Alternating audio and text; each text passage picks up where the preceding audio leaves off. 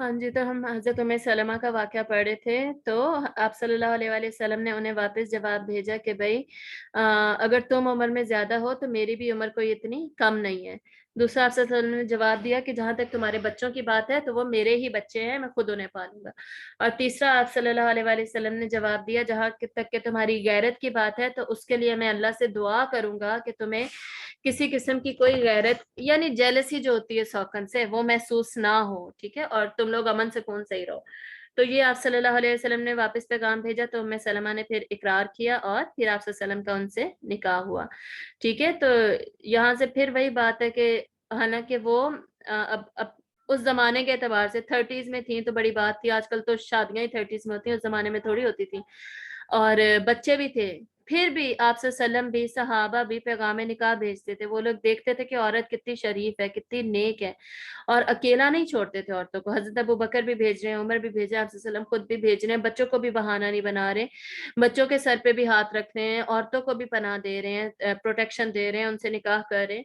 और ये जो बेसिकली सुन्नतें हैं, ये पूरी की पूरी खत्म हो चुकी है हमारे मुआशरे से, जिन्हें हमें जिंदा करने की जरूरत है। एक बीवी को जाहिर सी बात है गैरत महसूस होती है जबकि दूसरी बीवी आए, लेकिन फिर भी जब अल्लाह ने इजाजत दी है तो हम कौन होते हैं इतराज करने वाले।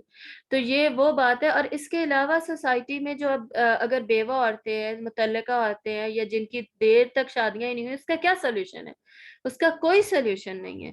जितने भी ये बड़े बड़े मोटिवेशनल स्पीकर्स हैं या उलमा हैं, उनके आप उनकी राय इसके ऊपर सुने तो सबकी राय यही है कि भाई इसको आम किया जाए और ऐसी औरतों को सहारा दिया जाए। वरना क्या होता है, वरना यही औरतें होती हैं जो कि फिर फेमिनिज्म का झंडा लेके बाहर निकलती हैं, फिर औरत मार्च होते हैं, फिर औरत को लगता है कि जी मैं अकेली रह सकती हूँ, मुझे किसी मर्द की जरूरत नहीं है, और किसी मर्द ने मुझे प्रोटेक्शन दी भी नहीं, मेरे साथ निकाह किया भी नहीं, ठीक है?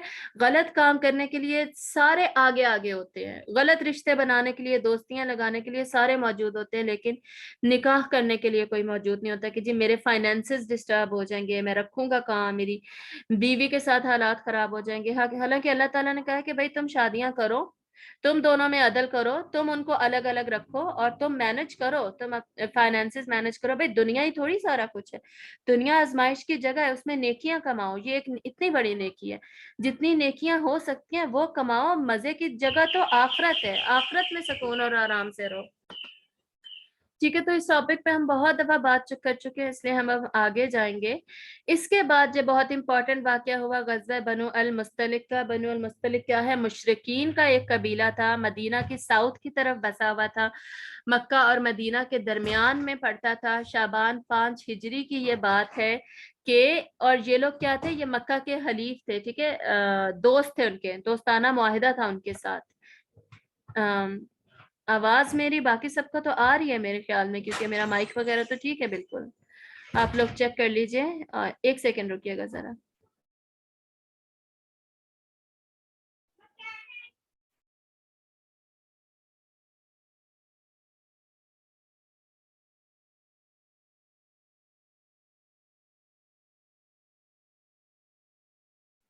हाँ जी ठीक है, एक सेकंड रुकिएगा, बच्चे को जवाब दे दूं जरा।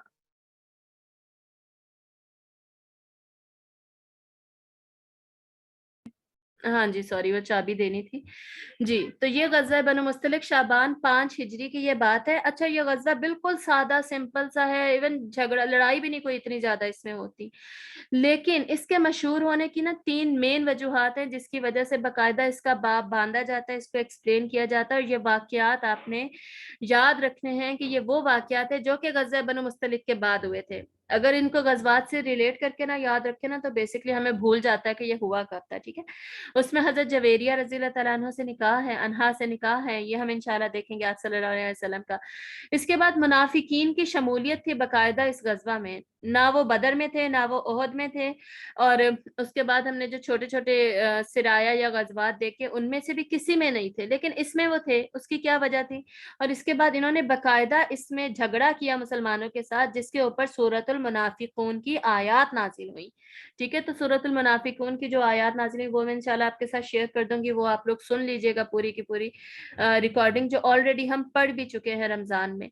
इसके बाद वाकया इफ, जो कि बहुत ही अहम वाकया है, جس کے اوپر پھر سورۃ النور کی شروع کی بہت ساری آیات نازل ہوئیں، حضرت عائشہ رضی اللہ تعالیٰ عنہ کو انوالو جس میں کیا گیا، ان سے ریلیٹڈ جو واقعہ ہے، اور لمبا واقعہ بھی ہے اس میں، جو لیسنز ہیں، اسباق ہیں، وہ بھی بہت زیادہ ہیں۔ تو یہ تو انشاءاللہ اگلی کلاس میں ہم اس پورے کے پورے واقعے کو انشاءاللہ کور کریں گے اور ڈیٹیل میں اس کو ہمیں پڑھنا ہوگا۔ تو یہ غزوہ بنو المستلق کے بعد جو 3 واقعات ہوئے تھے جس کی وجہ سے یہ مشہور ہوا، اس بیسکلی یہ بنو المستلق کا جو سردار تھا وہ حارث بن ابی زرار تھا، اور یہ لوگ قریش کے حلیف اور دوست تھے، اور ان کا جب منات بت ہے نا، بہت زیادہ فیمس ہے۔ منات بت بیسکلی ان لوگوں کا تھا، اس قبیلے کا تھا، اور انہوں نے کعبہ میں رکھوایا ہوا تھا۔ جیسے مدینہ میں جو پرانے مشرکین تھے انہوں نے اپنے بت رکھوائے ہوئے تھے، طائف نے اپنا بت رکھوایا ہوا تھا کعبہ کے اندر، اور سارے پھر وہاں جاتے تھے حج وغیرہ کرنے کے لیے، اپنے بتوں کی پوجا کرنے اور تجارت وغیرہ کرنے کے لیے۔ اسی لیے تو قریش کا اتنا زیادہ چودراہٹ تھی نا، کیونکہ ساروں کے بت انہوں نے رکھے ہوئے تھے اور سارے ان کے پاس آتے تھے۔ تو اس طرح منات ان کا بت تھا۔ اچھا، انہوں نے اب فیصلہ کیا مدینہ پر حملہ کرنے کا، یا تو قریش نے ان کو اکسایا، یا پھر خود انہوں نے سوچا کہ جی احد کے بعد اب ہمیں حملہ کرنا چاہیے اور اس فتنے کو مکمل طور پہ نعوذ باللہ ختم کرنا چاہیے۔ تو آپ صلی اللہ علیہ وآلہ وسلم کے پاس اڑتی اڑتی خبر پہنچ چکی تھی کہ یہ لوگ کر رہے ہیں حملے کی تیاری۔ اچھا، اسی غزوہ کو غزوہ المریسیہ بھی کہا جاتا ہے، اس کے 2 نام ہیں، یہ چیزیں آپ کو یاد رکھنی ہوں گی، غزوہ بنو مستلق، غزوہ مریسیہ۔ تو آپ صلی اللہ علیہ وآلہ وسلم نے حضرت زید بن خصیب رضی اللہ تعالیٰ عنہ کو بھیجا، اور تاکہ کنفرم نیوز دے کر آئیں کہ واقعی ایسا ہی ہے۔ تو انہوں نے آ کر بتایا کہ جی ایسا ہی ہے، اور وہ لوگ حملے کی تیاریوں میں ہیں۔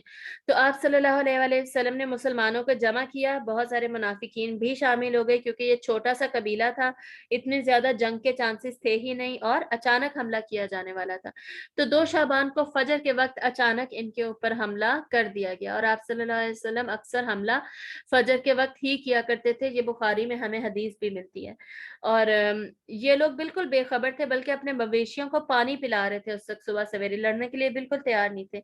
لیکن پھر بھی جب ان پر حملہ کیا گیا ہے تو ان میں سے بہت کم تھے، کچھ تھے جنہوں نے آگے سے مقابلہ کیا، تو تقریباً 10 ان کے لوگ مارے گئے، مسلمانوں کے تو کوئی بھی شہید نہیں ہوئے سوائے ایک انصاری کے، اس کا قصہ بھی ہم پڑھیں گے۔ تو 10 تقریباً ان کے لوگ مارے گئے، اور اس کے بعد مال غنیمت جو مسلمانوں کو ملا وہ بھی کافی تھا، 2000 اونٹ ملے۔ اب سوچے کتنے زیادہ ہے 2000 اونٹ، کے آگے مسلمانوں کو قافلے لے جانے میں یا سواریاں کرنے میں کتنا کام آئے گا، سمجھے 2000 گاڑیاں مل گئیں۔ 5000 مویشی ملے، مویشی کمائی کا ذریعہ، دودھ کا ذریعہ، کھانے پینے کا ذریعہ، کتنا بڑا فائدہ ہے۔ اور 600 سے 1000 کے تقریباً ان کے لوگ تھے جن کو کہ قیدی بنا لیا گیا۔ مسلمانوں میں سے ویسے کوئی شہید نہیں ہوا تھا، لیکن ایک انصاری تھے حضرت حشام، جو کہ بیسکلی اب یہ لوگ مسلمانوں میں سے ہی کسی ایک کا تیر آ کے انہیں غلطی سے لگ گیا، ٹھیک ہے، اور یہ بیچارے وہیں پہ شہید ہو گئے، یعنی غلطی سے شہید ہو گئے۔ تو ان کا نا ایک بھائی تھا مکیاس، جو کہ مکہ میں رہتا تھا اور کافر تھا، مشرک تھا۔ بعد میں نا اس کے غزوے کے بعد اس کو خبر پہنچ گئی کہ میرا تو بھائی قتل ہو گیا، شہید ہو گئے۔ تو اس نے بیسکلی روپ دھارا مسلمان ہونے کا کہ جی وہ بھی مسلمان ہو چکا ہے، اور آ کے آپ صلی اللہ علیہ وآلہ وسلم سے ڈیمانڈ کی کہ جی مجھے اس کے بدلے میں، اب اس کے قتل کے بدلے میں مجھے پیسہ دیا جائے، بلڈ منی جسے ہم کہتے ہیں۔ تو آپ صلی اللہ علیہ وآلہ وسلم نے اس پہ ٹرسٹ کر کے اس کو 100 اونٹ دے دیے، کہ بھائی تو تھا نا اس کا تو غلطی سے قتل ہوا ہے، اکٹھے کیے گئے اور 100 اونٹ اس کو دے دیے گئے۔ اچھا، یہ جب مدینہ سے نکلنے لگا ہے 100 اونٹ لے کر، تو رات کے وقت اس نے اس انصاری کو قتل کر دیا جس سے بیسکلی ہشام کا غلطی سے قتل ہوا تھا، بدلہ لینے کے لیے نا، بدلہ تو ان کی رگ رگ میں بستا تھا نا بدلہ لینا۔ تو اس انصاری کو بھی قتل کر دیا اور وہاں سے بھاگ گیا، اونٹ لے کے بھاگ گیا۔ تو یہ وہ شخص تھا جس کا بیسکلی فتح مکہ جب ہوا ہے نا، تو آپ صلی اللہ علیہ وآلہ وسلم نے وہ 4-5 لوگ جن کے نام باقاعدہ بتائے تھے، 4 سے 10 کے تقریباً 10 سے اوپر کی گنتی ہے ان لوگوں کی نا، جن کے بارے میں آپ صلی اللہ علیہ وسلم نے یہ حکم دیا تھا کہ ان کو پکڑتے ہی قتل کرو، یہ جہاں ملتے انہیں قتل کرو، چاہے یہ کعبہ کے اندر ملیں تب بھی انہیں پکڑ کر انہیں قتل کیا جائے گا، انہیں چھوڑا نہیں جائے گا۔ تو یہ اسی طرح کے لوگ تھے سارے جن کو بیسکلی جنہوں نے اس طرح کی خیانتیں کی थी, ट्रेचरी की थी, उन लोगों के लिए बेसिकली ये हुक्म था। और इन्हीं में से एक शख्स था जिसने बेसिकली काबा की गिलाफ पकड़ा हुआ था, तो वहां पर उसको कत्ल कर दिया गया था। हालांकि आपको पता है कि काबा हरम है, ठीक है, और हरम में जंग जिदल जायज नहीं है, लेकिन आप सल्लल्लाहु अलैहि वसल्लम ने खुद फरमाया कि फतह मक्का पर मेरे लिए अल्लाह ताला ने कुछ घड़ियों के लिए इसको जंग जदल इस हरम में जायज करार दे दिया था। तो इस वजह से फतह मक्का में अलबत्ता फिर भी कोई जंग इतनी कोई खास हुई नहीं थी, कुछ बस झड़पे और कत्ल हुए थे। अच्छा, ये वाकया हो गया।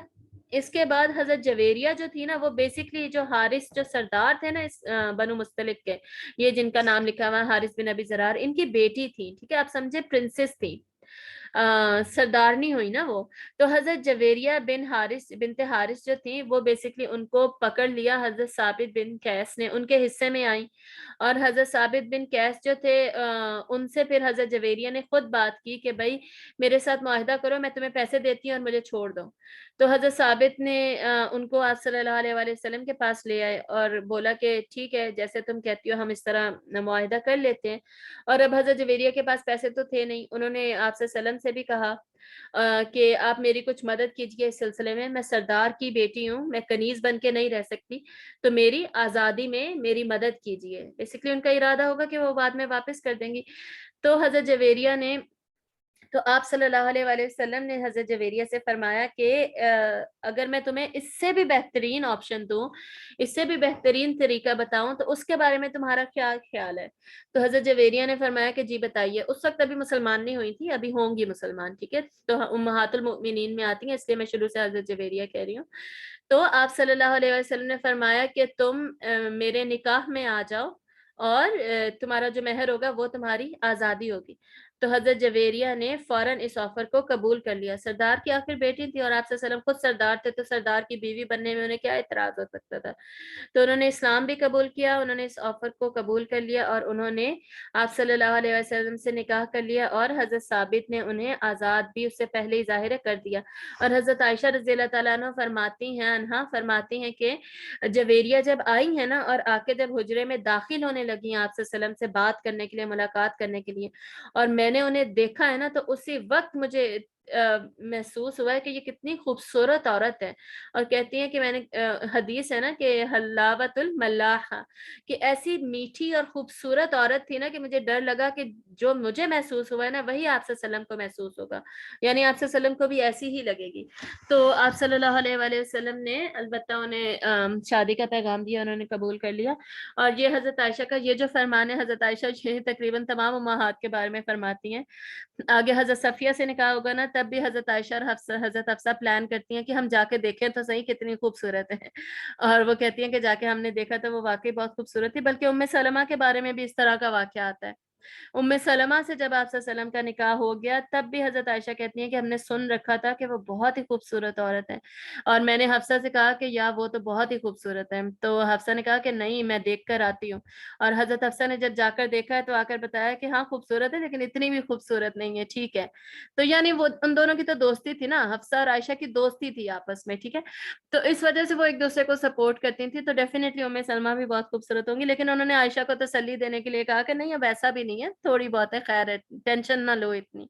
तो इस तरह ये थोड़ी सी गैरत, थोड़ी सी जेलसी फील करना शौकन की तरफ जाहिर है नेचुरल है। तो फिर ये हजरत जवेरिया के बारे में फिर हमें पता चलता है, बहुत ही मीठी खूबसूरत खातून थी, जवान थी, टीन एज में थी, 18-19 इनकी एज बताई जाती है।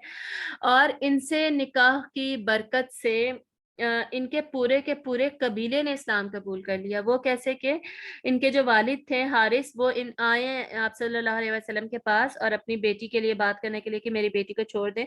तो आप सल्लल्लाहु अलैहि वसल्लम ने फरमाया कि भाई जवेरिया से पूछ लो, जो इसकी मर्जी है वही होगा। तो हजरत जवेरिया ने बता दिया कि जी मैंने तो निकाह किया है और मैं आप सल्लल्लाहु अलैहि वसल्लम के साथ ही रहना चाहती हूँ। और फिर जो हारिस थे, उन्होंने भी आप सल्लम का रवैया और इस्लाम के बारे में देखा, सीखा, समझा, और अपनी बेटी के साथ भी रवैया देखा कि इसको कनीज नहीं बना के रखा गया, इसके साथ इतना अच्छा सलूक किया गया कि सरदार ने निकाह कर लिया। तो हारिस जो हैं, हजरत हारिस, वो भी इस्लाम कबूल कर लिया उन्होंने। और उनको देखा देखी कि फिर उनके कबीले के ये 1000 के करीब जितने लोग थे, वो सारे के सारे मुसलमान हो गए कि जब हमारे सरदार और उनकी बेटी इस्लाम कबूल कर चुकी है तो हम क्यों ना करें, तो वो सारे मुसलमान हो गए। और जब वो सब मुसलमान हो गए, تو جن جن کے پاس وہ قیدی تھے انہوں نے سوچا، انصار و مہاجرین نے، کہ اب ان سے تو آپ صلی اللہ علیہ وآلہ وسلم کا رشتہ ہے، تو ہم آپ صلی اللہ علیہ وسلم کے رشتہ داروں کو اپنے ساتھ قیدی تو نہیں رکھ سکتے، اور یہ مسلمان بھی ہو چکے ہیں۔ تو انصار و مہاجرین نے سب کے سب کو چھوڑ دیا۔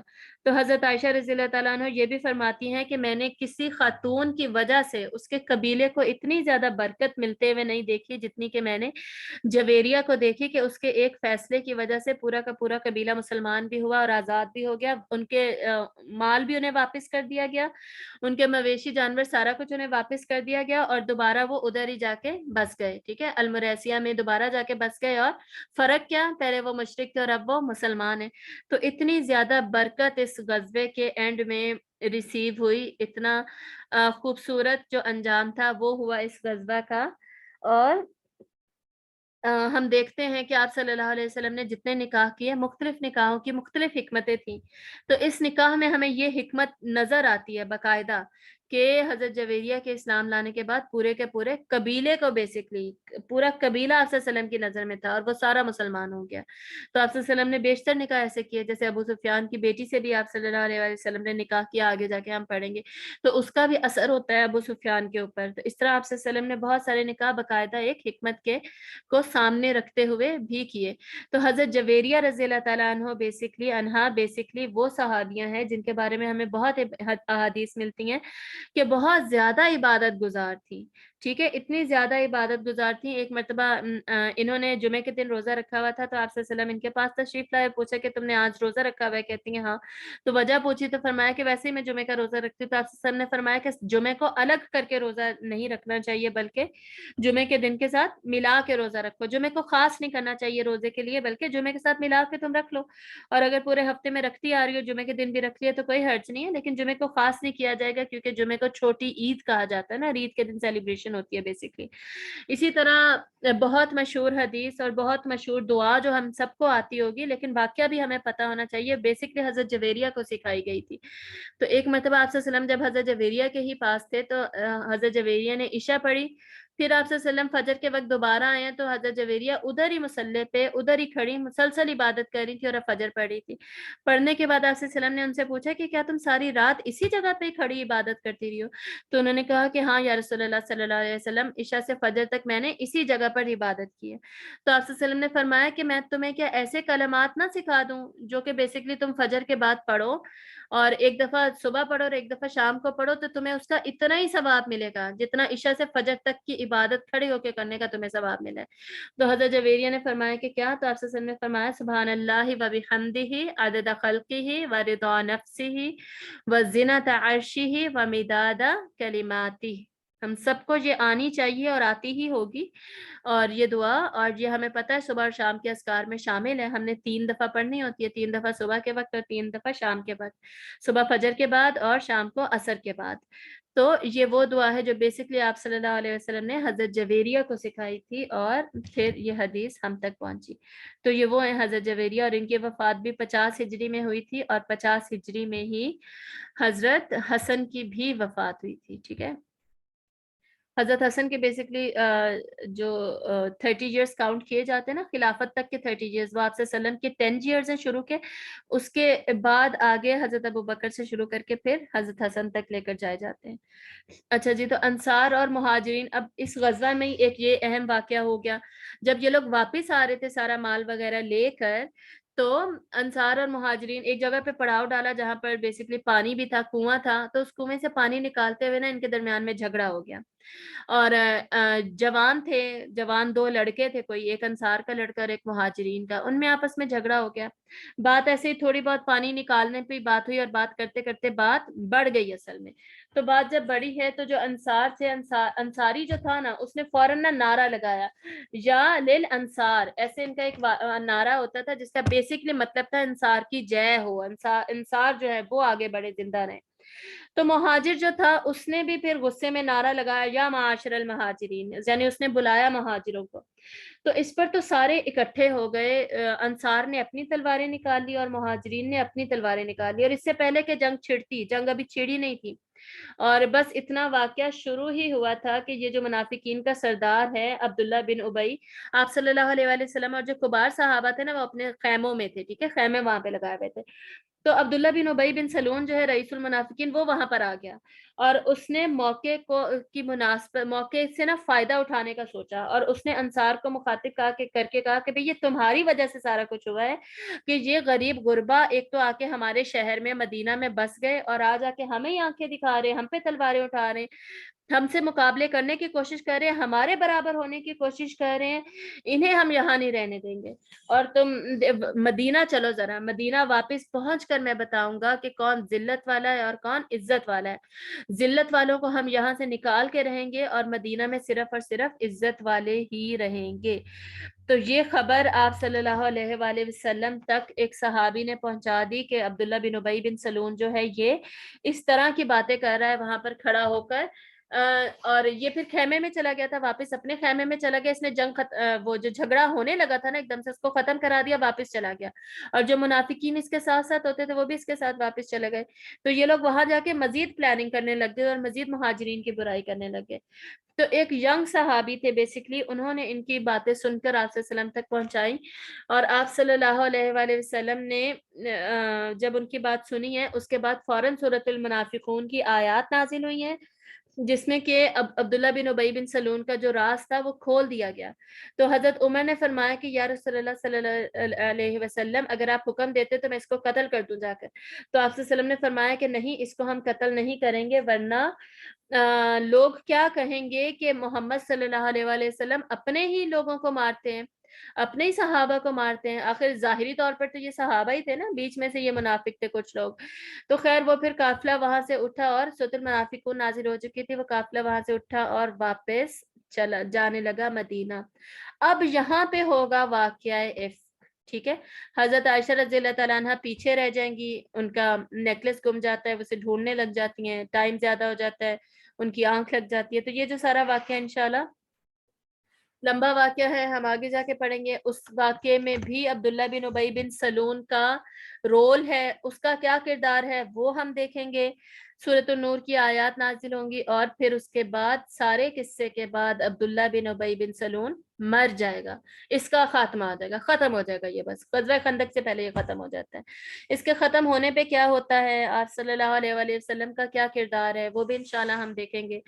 ہم سیرت میں صرف غزوات نہیں پڑھ رہے بلکہ ہم آپ صلی اللہ علیہ وسلم کی ذاتی زندگی کو، آپ صلی اللہ علیہ وسلم کے ارد گرد آپ کی اولاد، آپ کے نواسے، آپ کی ازواج، جس کو جتنا ہم ٹچ کر سکتے ہیں ہم کوشش کریں کہ ہم میکسیمم ان کو ضرور ٹچ کریں، تاکہ سیرت کے دونوں پہلو، جو خاندانی پہلو ہے آپ صلی اللہ علیہ وسلم کے خاندان گھر سے باہر نکل کر جو غزوات اور جو صحابہ کے ساتھ معاملات تھے، وہ یہ سارا کچھ ہم دیکھ سکیں انشاءاللہ. ٹھیک ہے. تو اب یہاں پر سورۃ المنافقون نازل ہوئی ہے، آپ کو پتہ ہے ہم ساتھ ساتھ قرآن مجید کو لے کر چل رہے ہیں، اسٹڈی کر رہے ہیں.